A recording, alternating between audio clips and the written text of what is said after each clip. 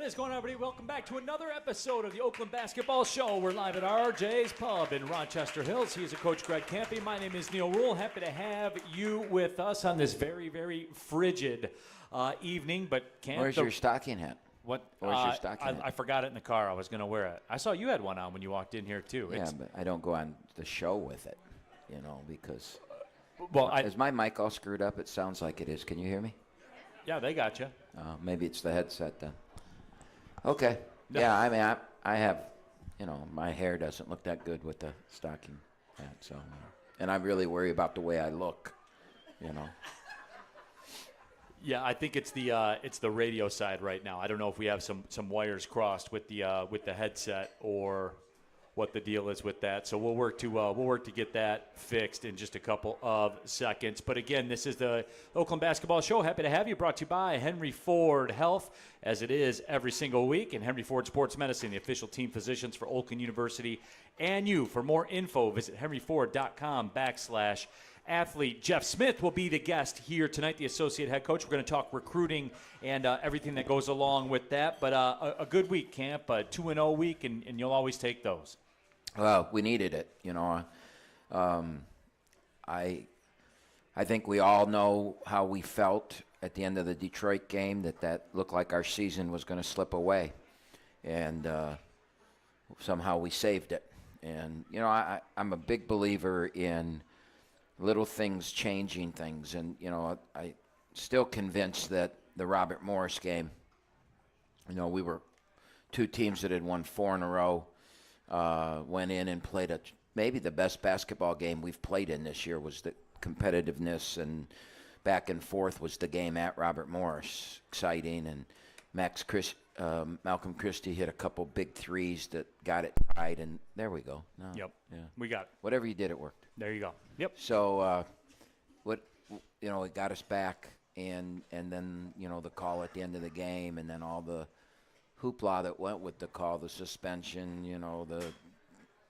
and what happened after that game is you saw what happens to teams. Robert Morris, if we win that game, the call goes our way and we win the game, does Robert Morris win their next game? I mean, they beat Indianapolis their next game 100-2, I think, and then they win it. They're just beating everybody, and they look like unbeatable right now. And we went the other way. We went through all that drama, and Smitty did a hell of a job of surviving the Green Bay game. But, then we lose 2 home games that we weren't expecting to lose. And I think those little things change seasons. Sunday, yesterday, might have changed our season back into a positive way because we had all but lost the game. And Isaiah Jones makes, the play of the year, and the smart play of the year, and DQ buries a shot. Things that, we were expecting DQ to be Mr. Big Shot and do all those things, and it's been a struggle for him. And boy, he was really good. And then he hit the one in overtime too, and it probably wasn't a shot I wanted him to take, but he buried it. And we went on and got the win. And now we've got 3 games against the three teams ahead of us, and probably we'll be the underdog in all 3 of them, and we'll see if our season changes or not. I really don't see a clear path to getting to the top 4 right now. I really don't see a clear path to the top 4. Even if we win out, I don't know if 13-7 will get us to the top 4. I think it'll get us to 5 for sure. It might get us to a tie for 4th, but we lose. The only tiebreaker we could win is a tiebreaker with Fort Wayne or Milwaukee right now. We can't win a tiebreaker with Robert Morris or Youngstown. So if we end up tied with Fort Wayne or Milwaukee and we beat one of them in the next 3 games, we could get that tiebreaker that might get us the path to 4th place. But my guess is we're going to probably, let's just see it. Why are we even guessing at it? Because it's fun, Camp. Everybody loves it. It's stupid, though. I know. Really I don't disagree, but everyone loves it, man. It's fun. We go lose Friday night at Fort Wayne, and now we're wondering, are we even going to be 6th? Could Northern Kentucky catch us? Which they could, because their schedule's not difficult. Our schedule, I think, is the hardest of. Fort Wayne and us have the 2 hardest schedules left. Remember, you can get involved with the show on Twitter, X, whatever you call it. Just post something on there with the hashtag AskCampy. We'll get to those. If you're watching on the YouTube channel, the Golden Grizzlies YouTube channel, you can drop that in the chat thread. What is that? I know there are a lot of nachos in the air here. No, it smells like fresh cooked bread or something. Am I weird, or is that? Everybody's looking around at everybody. What do you got? It makes me hungry. What do you got?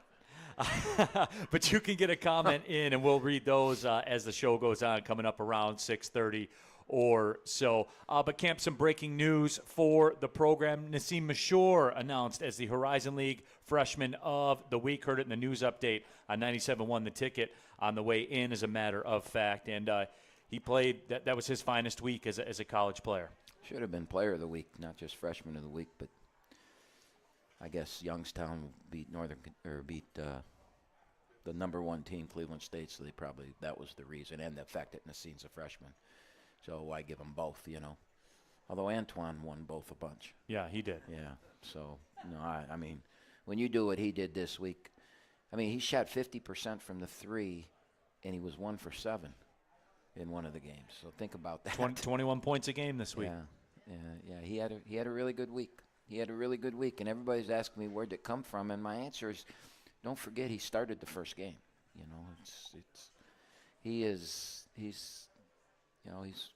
known since we had a scrimmage. I didn't know in the summer, but we had an inter-squad scrimmage in October, and he had 26 in it against the guys that I thought were going to be the starters and that. And that's what woke me up to this kid's really got a chance. And we have a long history of Trey Townsend, Blake Lampman, Travis Bader. I can go all the way back to the name Dan Booza. I wonder how many people even remember that name. But Dan Booza was a walk-on that, 6'5", 6'6" walk-on that ended up being the captain of the team and winning championships and playing in the Division II NCAA tournament. So we have a long history of that. And he should be the next guy in that line. He was really, really good. And, now we need him to be really, really good this week. What did you guys see in him, Camp? Playing at high school, at Dearborn High School. I probably, and we actually had a staff meeting today, and I was reminded of this, but I probably hurt his process because I saw point guard in him, during and we play zone, so in practice he can play point guard against zone. And what I didn't see was, he struggles with pressure and to be a point guard.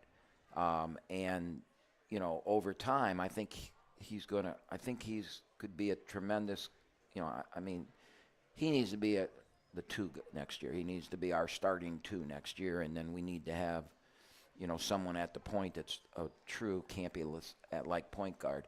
But in games, he can move over to the point guard. And, when we substitute, we can move him over, or if we get an injury or things like that. But when it started, my eyes lit up. 6'5" point guard. Oh, man, that's a dream scenario for me, especially with the zone. And so I kind of force-fed him early in the year into that point guard position. And when we played in a couple exhibition games, we saw that there's, there are some struggles for him that every kid had. Trey Townsend had struggles, as a freshman.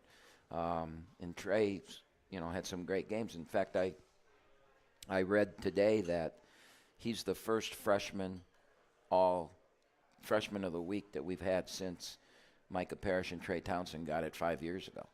That's a long time to go without a freshman of the year. But it also tells you, we had all freshmen that year, and they grew up. And they played. Look at that pile of nachos over there.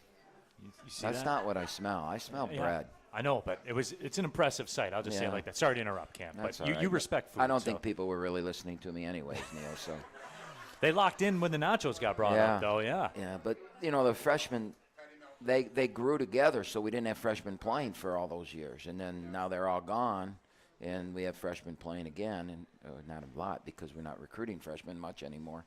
But that was cool to see that it's been 5 years since we had one. The Detroit game yesterday, Cam. 4 years, I guess. My math's not that good.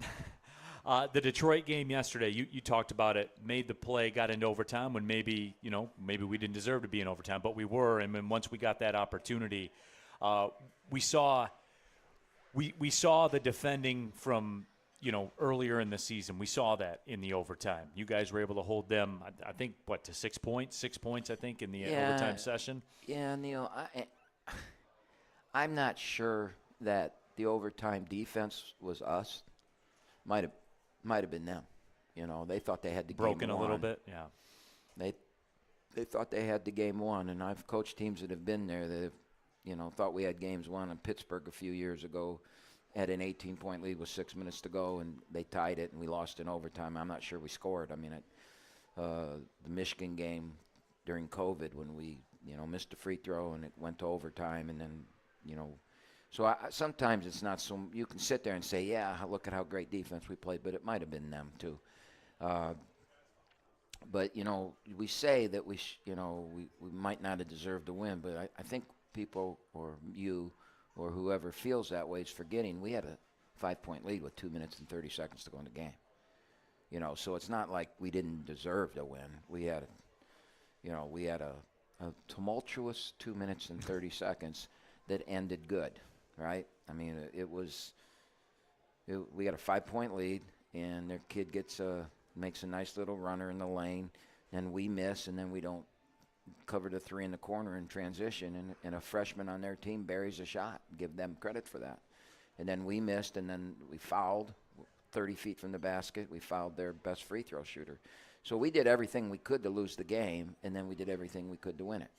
And that's college basketball. That's why so many people are sitting in here tonight, because it's the fun of this and the excitement of that game, and the arena was back being the arena, the excitement in it.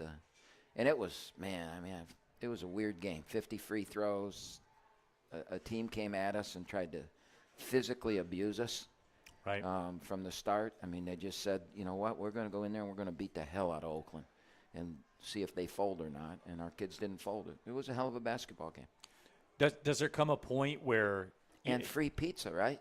That is true. Was that right? first time all year that we got free pizza? I don't even think they announced it, did they? Come on.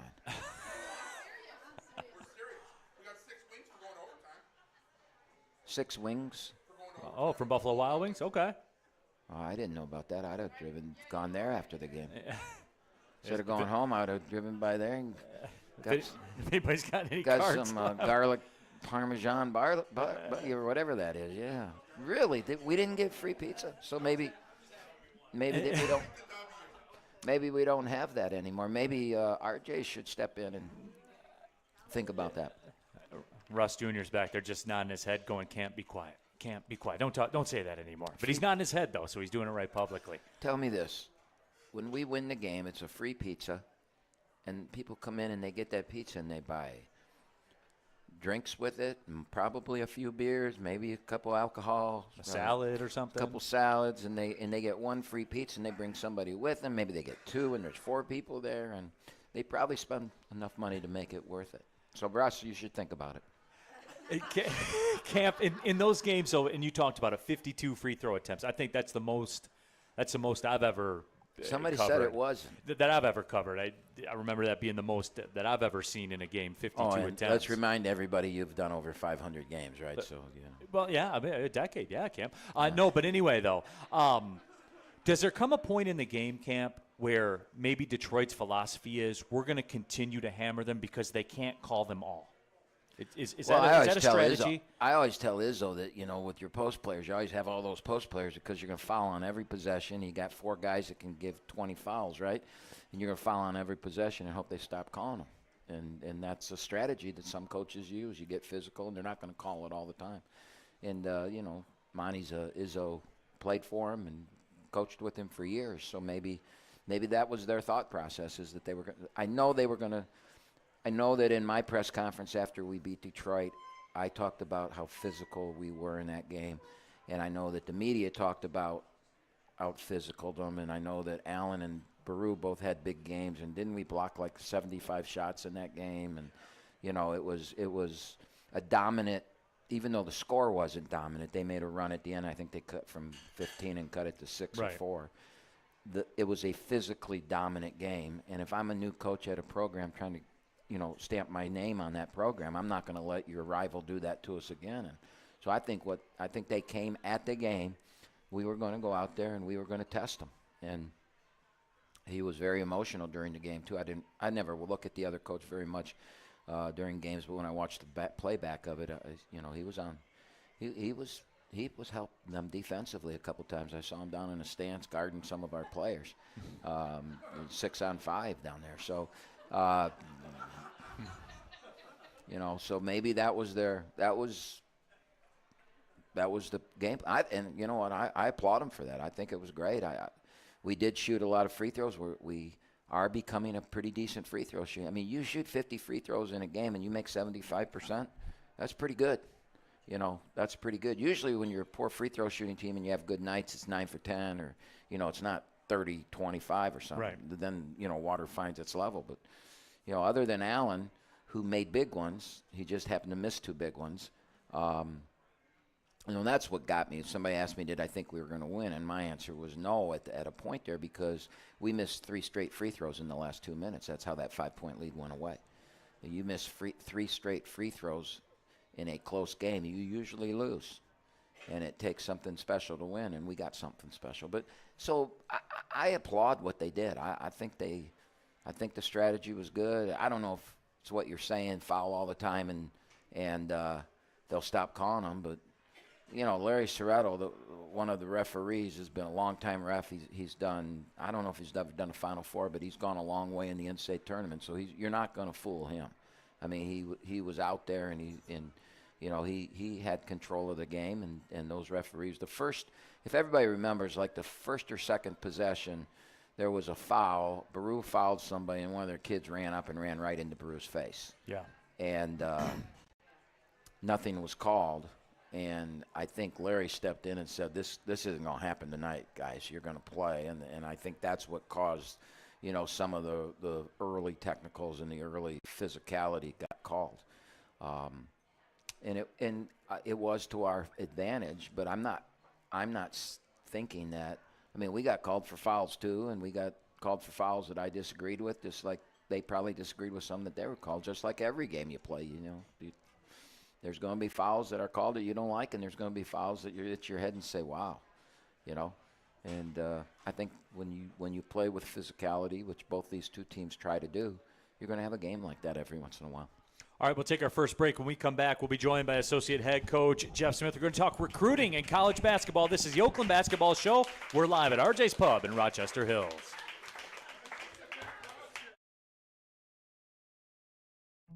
In every moment, in every shared smile, OU Credit Union Visa Signature Card is there, earning 3% cash back on groceries to stock their dorm room, 2% back on fueling up the tank for the journey ahead. With a $100 welcome offer and the first year's annual fee waived, it's more than just a card. It's your partner in making every moment count, even the ones that tug at your heartstrings.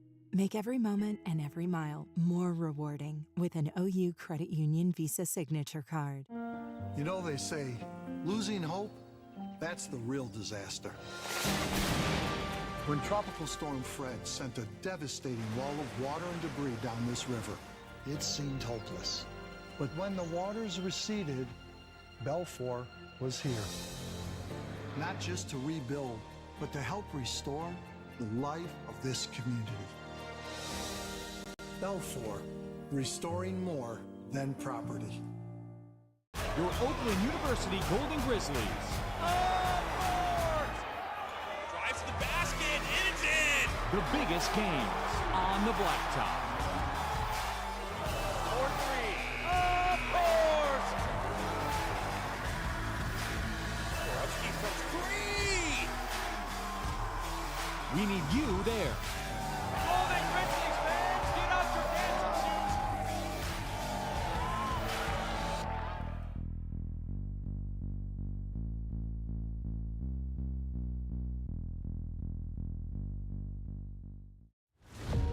Restoration is more than walls. It's more than paint. It's more than cleaning. That's the thing we'll never forget. For Belfour, it's your memories. It's your life's passion. It's your Back home. at it with the Oakland Basketball Show, live at RJ's Pub in Rochester Hills. My name is Neil Rule, and right now our guest, as promised, the associate head coach. You hear him, he's the star of the pregame show. Every single radio broadcast, it is Jeff Smith. Smitty, you brought the crowd with you. What's up, man?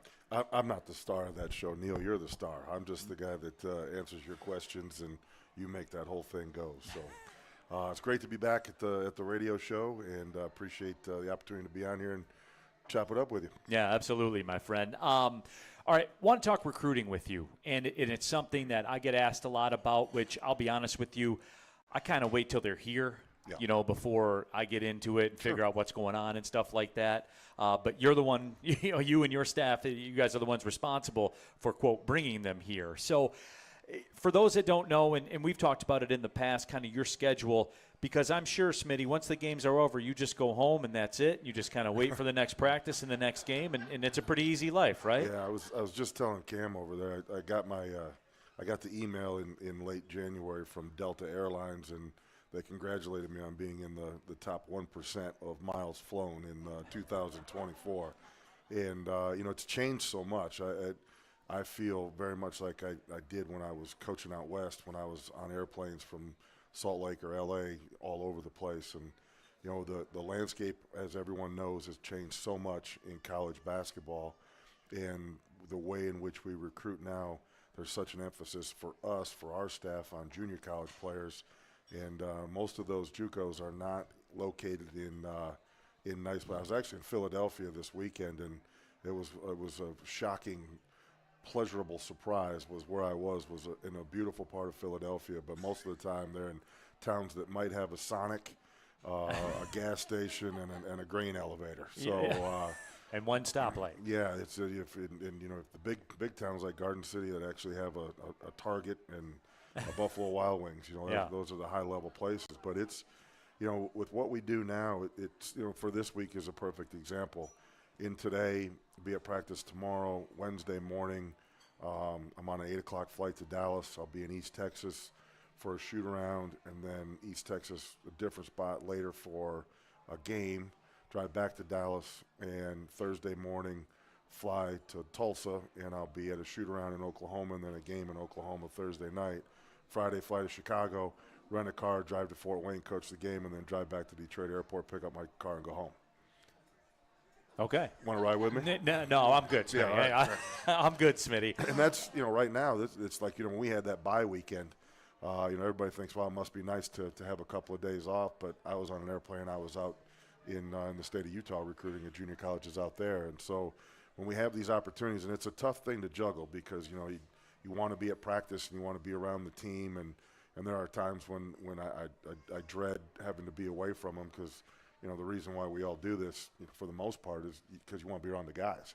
Mm-hmm. And it gets to you. It wears on you, but you've got to do it. It's part of the job. And so, been doing it for 30 years, and there have been a lot of changes in college basketball, and certainly in the last few years. But one thing that has remained the same is you better have good players, or you're not going to be in it very long. Speaking of that, Smitty, we got an Ask Smitty question that came in here. Gio Mosheri says, does Nassim being a freshman from a local high school help at all in recruiting Southeast Michigan? Does it feel good to find local talent? Detroit did the same thing this year, recruited well within the state. What's your take on that? I'm recruiting in-state as well. Well, I think we'll always recruit in-state. I mean, what people don't, sometimes they won't know right now, like Warren Marshall, who's redshirting because he ended up having shoulder surgery, probably would have played for us. So, in theory, we could have two freshmen that are in our playing group that are, from the local area. I mean, Warren lives 10 minutes from campus, and Nassim being from Dearborn. But we'll always continue to recruit high school players. And, if you look at the history of this program, it's been built on players from the Detroit area and from the state of Michigan. It's just with the changes, junior college basketball in the state of Michigan doesn't necessarily have the depth and in the talent pool that you see in other places. And so you have to go where there's players that fit. And then, one of the things that people don't understand too is the way in which the rules have changed. And I don't say it like people don't, like it's not something that's talked a lot about, is when you bring in a high school player, you're signing them to a 4-year scholarship now, and you're on the hook for that scholarship. So if a freshman walks in after his freshman year and says, you know what, I'm not going to play anymore, but I'm going to stay here at Oakland and go to school, we're paying for that education whether he plays a minute or not. And so you have to be real cautious about what you do. And, you know, we've tried to, you know, really target in on guys that we think will come here and grow and develop to, I mean, no one can tell you that they thought Nassim was going to do what he's doing right now. You know, that's like when you asked me the question about Keith Benson. You know, I never thought he was going to be a draft pick. You know, I thought he was going to be Yes. a good player at Oakland. And, you know, but what Nassim has shown, and when we try to recruit guys, especially if we're going to take high school players, is that they have the work ethic, the character, and obviously the physical attributes to come in and be good players. And, you know, I don't know if there's anybody in our program that spends more time in the gym working on his game, and Nassim off the floor is as disciplined of a human being as there is. And because of that, he's having the success that he's having. So, you know, Giovanni, I mean, we're going to continue to always recruit this area. Unfortunately, one of the other things that has really happened in this state is there is not is not the depth of talent. I mean, I remember when I was here the first time, if you took Oakland, Detroit, Eastern, Western, and Central's roster of the 13 scholarships, I would bet my house that on average, at least 11 of those scholarships were filled by Michigan born and raised kids. Now it's not even half. Right. And that's just partly because of what happened in the late or the mid 2000s when the auto industry went belly up and people moved. There's not the population, there's not the number of players that there once was. And so you have to adapt and you have to do it. One of the things that we have is, you know, we have relationships. My time being out west and coaching at Utah and in California, it developed relationships elsewhere. And Bobby's experience being in junior college basketball, it lends us to have the opportunity to go and get good junior college basketball players. You know, Alan McCabe came from UMKC, but we got him because of our relationship with the guy that was his junior college coach. Right. And so that's where we're at now. But we will always recruit this area in this state. It's just finding the guys that are the right fit to play for Coach and to play the way Coach wants to play. And it's you know, it's not a science, it's an art. You got to, and you're going to swing and miss, and you just got to be prepared to adjust and move on.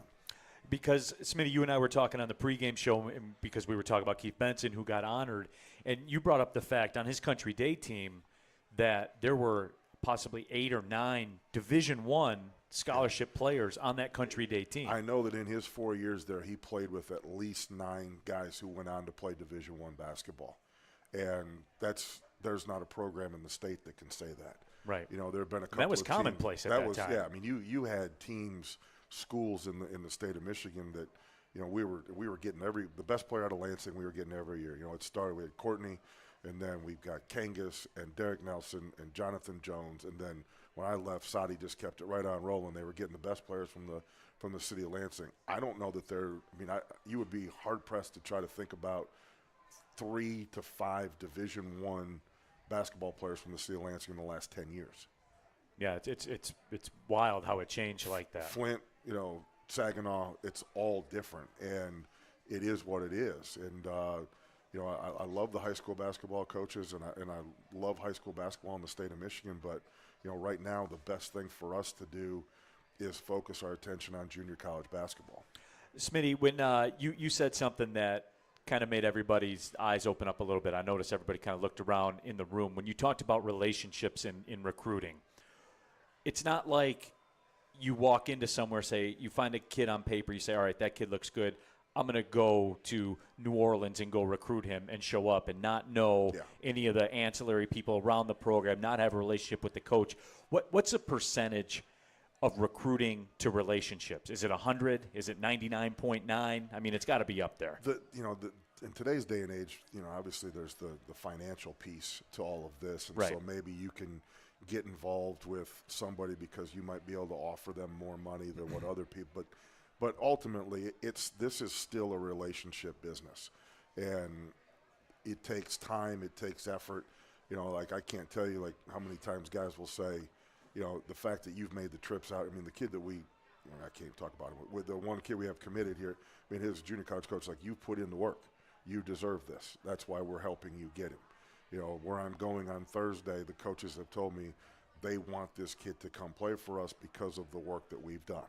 And so, you know, that experience and that stuff pays off. And, you know, and everybody wants to make the joke and talk about how the first thing everybody asks is how much money. It's really not, because I think they all know. Is that overblown a little bit? Yeah, it's way overblown. I mean, there are guys out there that's the first thing they ask. Sure. I mean, but those guys have existed for the 30 years I've been doing this. It's just, yeah. You know, we weren't allowed to, you know. They didn't text it to you. Yeah. And NIL didn't exist publicly, you know, and so, you know, that's all. There's always some of that. Now, you know, you're going to end up being in a situation where you may not get a guy because somebody's going to offer him way more money than we can, and that's fine, you know. But I think ultimately we're trying to find guys that fit here, that want to come in here and do what they need to do. And I tell every one of them, you come in here and you do a great job for us, and you get a chance to go to Oklahoma and make $500,000, I'll drive you to the airport, because that means you had a hell of a year and we probably won. And we went to the tournament and probably won a game. Yeah, and we'll go get the next guy. You know, that's what this is. The hard part now is that you're recruiting so many players on your roster year after year after year, and you have so many of them that are only here for 8 months. And to build that team, that's what's great. Like last year's group was unbelievable, you know, but it was built around guys who are homegrown talent that have been with us for 4 and 5 years. This group, I mean, I love being around them. They're great to be around. They're great to coach. They're really enjoyable people. And, you know, even though most of them are only going to be here for a year, it is what it is. And you just got to try to find the right guys the best way you can. Evaluate, and then, you know, things got to go right. Absolutely. Well, Smitty, I appreciate you stopping by, my friend. I always love chopping it up with recruiting. Always good with to you. be on. Yeah, it's always great to be on the show, and you know, it's good to see the crowd in here. I can't thank everybody enough for the support that you continue to give to us and to our players and to our program. And you know, the arena yesterday and the arena all year has been good. It's been really good. You know, there's some nights where, you know, it is what it is. It's not, there aren't great nights, but for the most part, the support that you all continue to give to us, it means a ton to us. It means a ton to our players. So thank you very much. Best environment in the Horizon League, no doubt about that. Jeff Smith, everybody associate head coach. We'll be back with Ask Kampe, all that and more. It's the Oakland Basketball Show, live from RJ's Pub. In every moment, in every shared smile, OU Credit Union Visa Signature Card is there, earning 3% cash back on groceries to stock their dorm room, 2% back on fueling up the tank for the journey ahead. With a $100 welcome offer and the first year's annual fee waived, it's more than just a card. It's your partner in making every moment count, even the ones that tug at your heartstrings. Make every moment and every mile more rewarding with an OU Credit Union Visa Signature Card. You know, they say losing hope, that's the real disaster. When Tropical Storm Fred sent a devastating wall of water and debris down this river, it seemed hopeless. But when the waters receded, Belfour was here. Not just to rebuild, but to help restore the life of this community. Belfour, restoring more than property. Your Oakland University Golden Grizzlies. Drives to the basket, and it's in! The biggest games on the blacktop. 4-3. Of course! Borowski from 3! We need you there. Golden Grizzlies fans, get out your dancing shoes!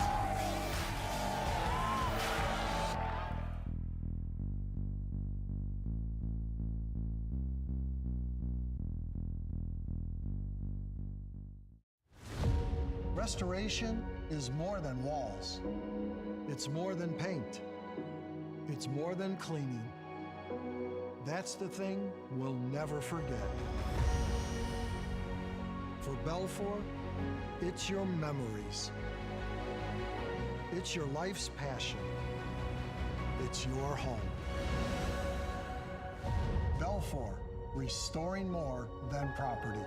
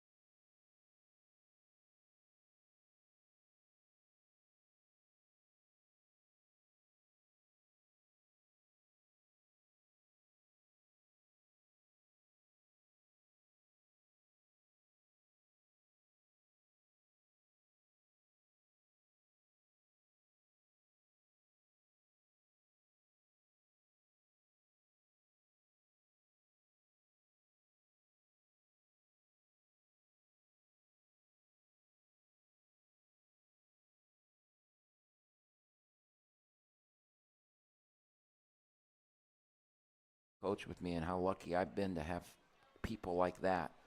You know, Smitty just said, can he play for Kampe? You know,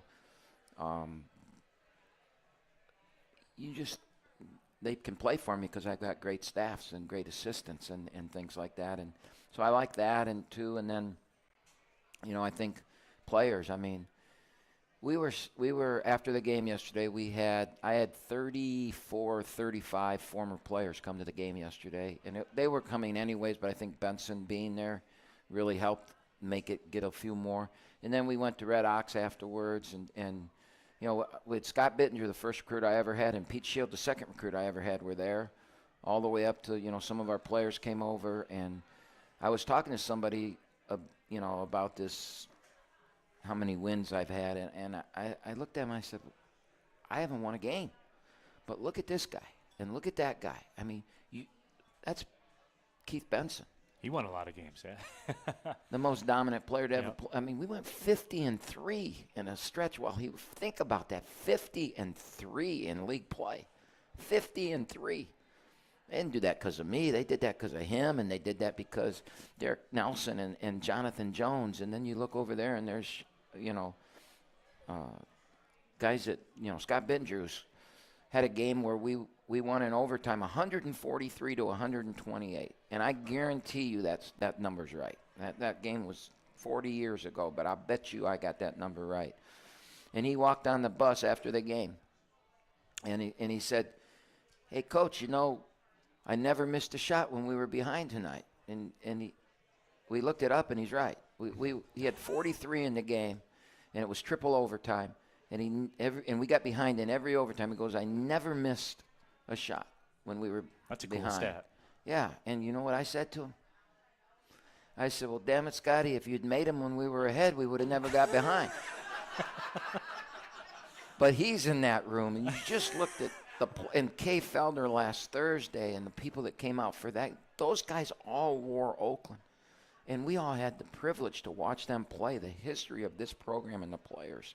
So, I mean, that's a long answer to a question, but I don't know which of those is my greatest. I mean, they're all entwined together. So, when you're somewhere for a long time, you can't pick one. I mean, you just can't. My answer to that question is my greatest memories are coming in the next 5 or 6 years. That's my answer to that question. They're going to be even better. So, Mr. Drew Huff on Twitter with the hashtag AskCampe. Thoughts on bringing in-state Division II team like Wayne State, Grand Valley into the arena for an exhibition game or a homecoming weekend, or is that too early in the school year? No, homecoming, you know, we used to have homecoming around a basketball game, and I'm not criticizing anybody, but I think they made a real mistake when they went away from that, because we'd have homecoming in January, and that place hopped. And they put these big tents up in parking lot 16 across from the arena, and the night before the game, they put heaters in there, and there were hundreds of kids in there. The alums came back and were in that tent, and I would be in there and talking to people, and not just that, you know, it was a homecoming for athletics, but it was all the friends of, you know, Scott Bittinger, I just talked about, the group of kids that were in the stands while he was playing, you know, we turned it around during his time, and those people came to Pittsburgh and Craig Taney and Scott Bittinger and were on the team, and there were 6 or 7 guys that would come to all the games that were in Pittsburgh. And they look older than I do, you know, but they were there. And that homecoming was really special. And I think somebody complained that it was too expensive to put up the things or whatever. I remember UIC was one of the games, and Duke Monday made a shot at the buzzer to beat them. In homecoming was always sold out. You couldn't get in. They turned people away. And we rushed the court when he made that shot. And, you know, people just felt great about Oakland. And so I would like to see us bring homecoming back to, you know, a basketball game in the winter. But I don't know. You know, people disagree with me. They think it's whatever. So that was another long answer. But the true answer is I don't know an exhibition with the new rule change that we're allowed now to play Division I teams in exhibition games. And most likely that's what we're going to do. You know, we're going to try and get exhibition games against the Power 5 teams where we can make some money on it.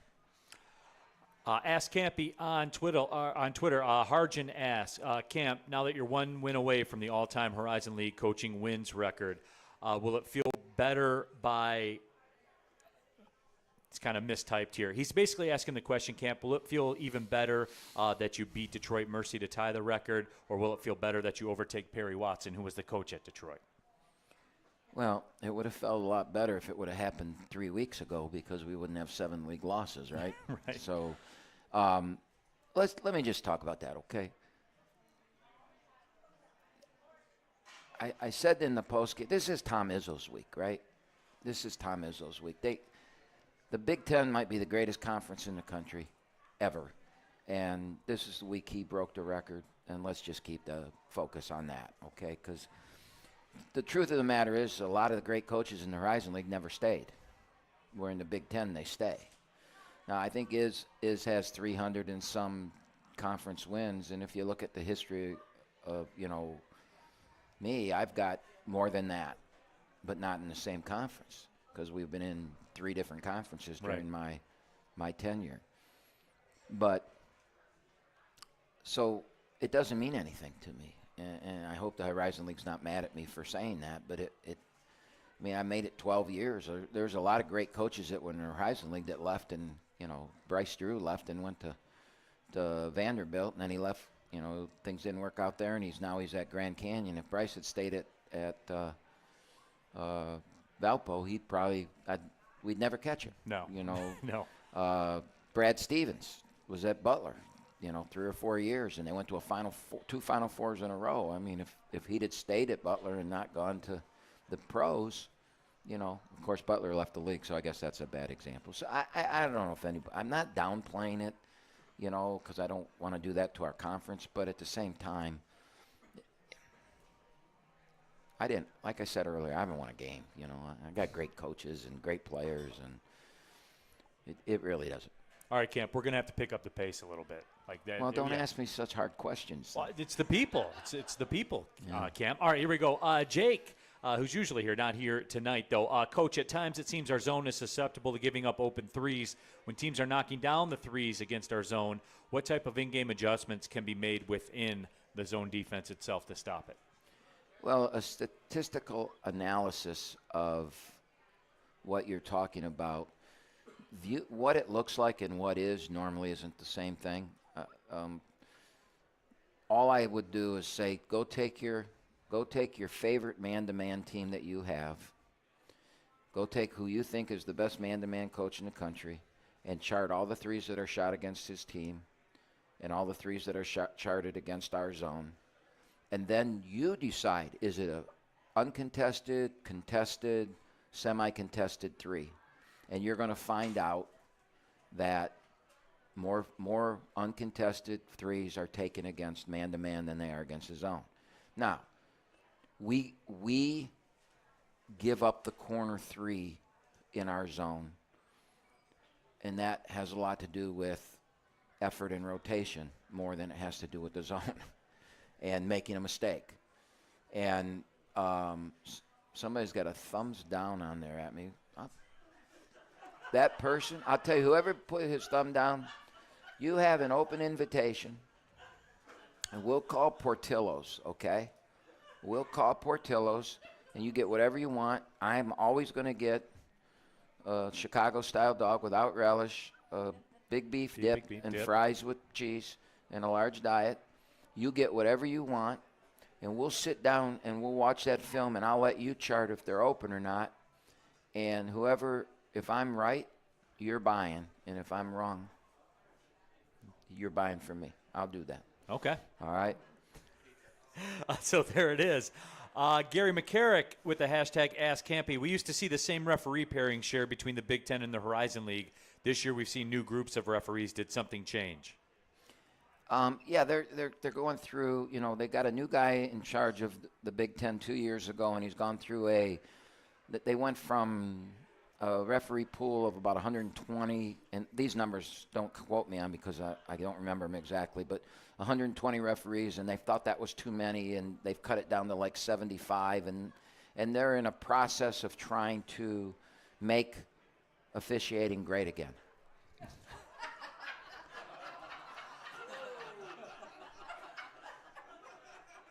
And he's probably getting the same kind of problems that everybody else that's trying to make things great again is getting. And so he's it's a working process, and you're going to see a lot of different faces over the next couple of years. And hopefully it's going to improve it. Mark with the hashtag AskCampy. Is the game plan the same as last time we played Purdue-Fort Wayne, or are there a lot of changes? If there are, what are the biggest adjustments you'll be making? I don't know if that's Mark in Fort Wayne or who that is. But. Yeah, well, when we played him the first time, Mulder didn't play.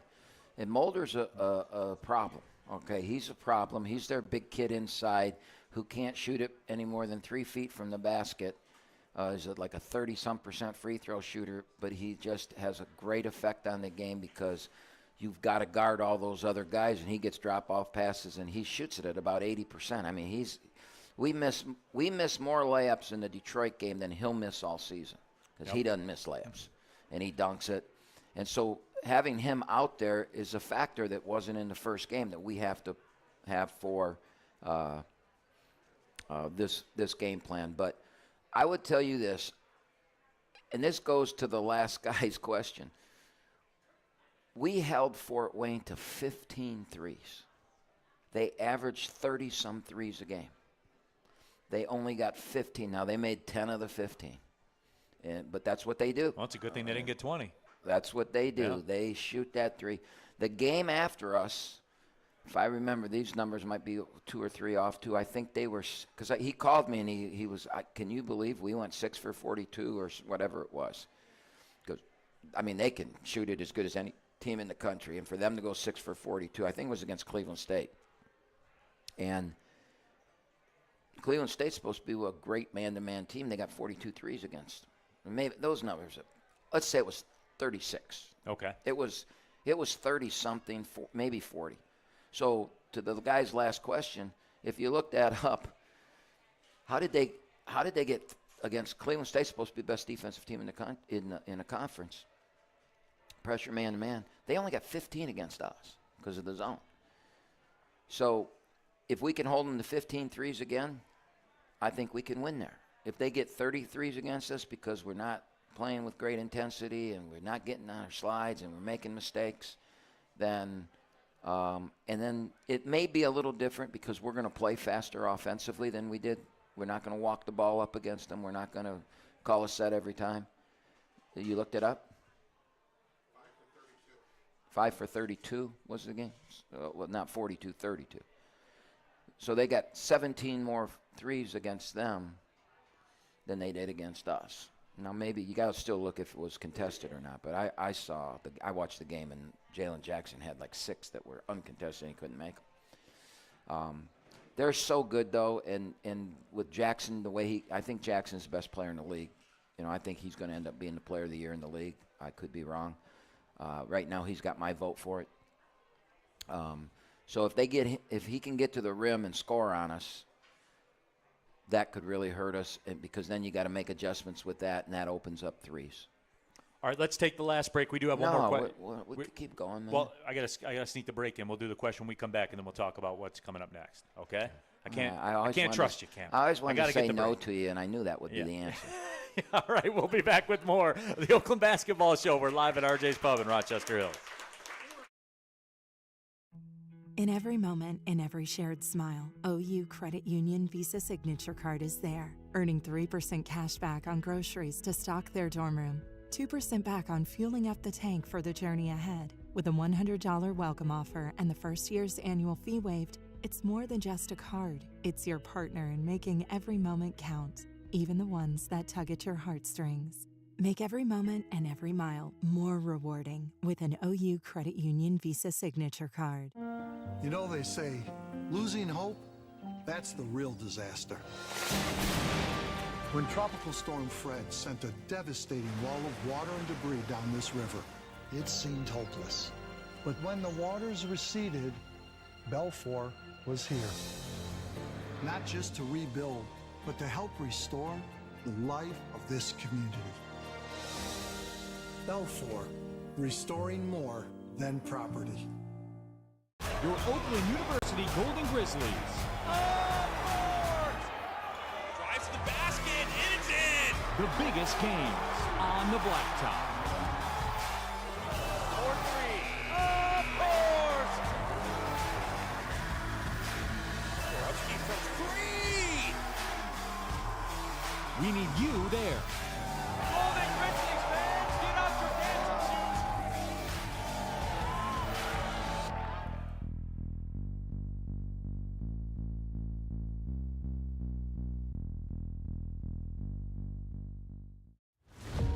Restoration is more than walls. It's more than paint. It's more than cleaning. That's the thing we'll never forget. For Belfour, it's your memories. It's your life's passion.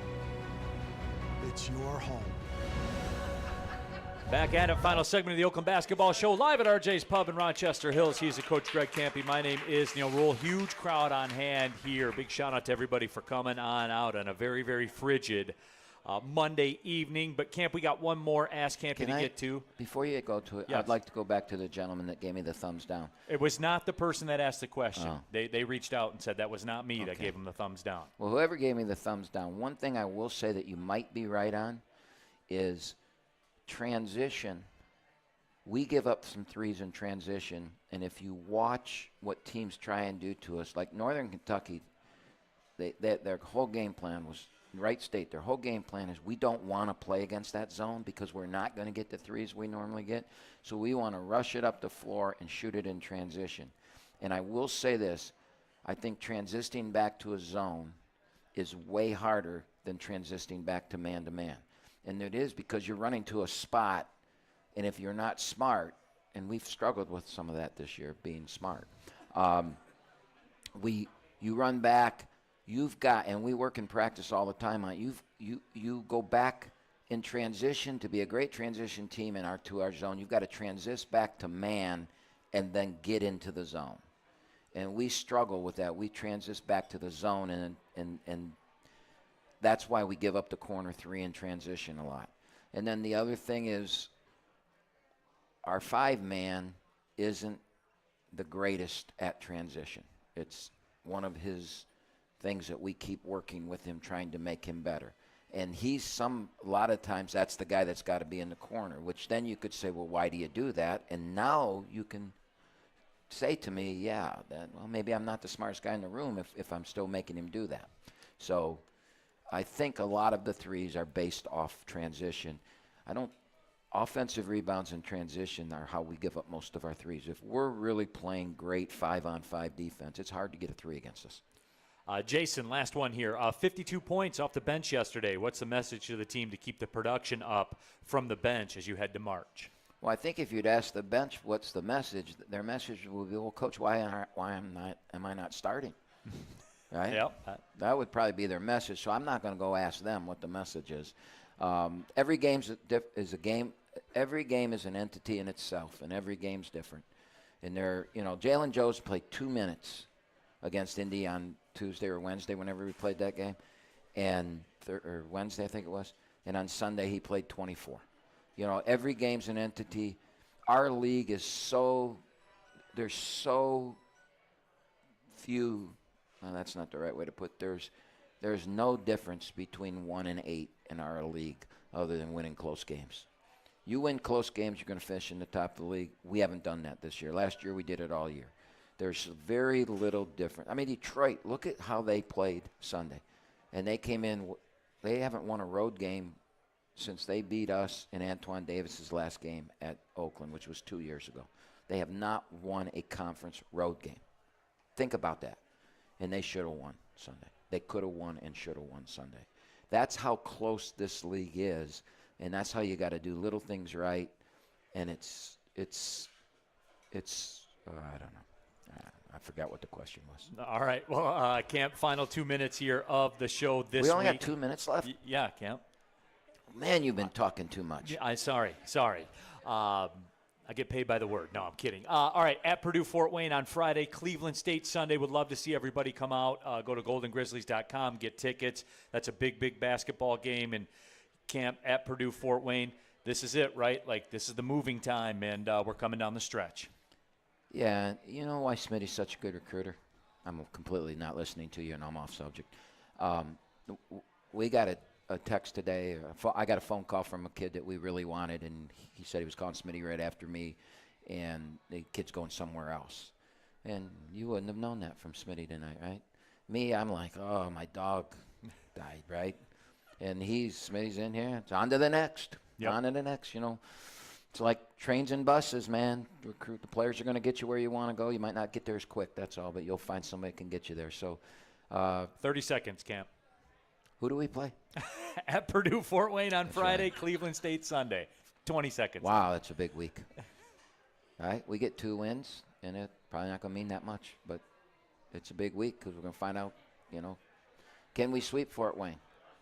Right? That's the question, Can right? Cleveland State sweep us? Senior Day, best day of the year. Senior Day, Sunday.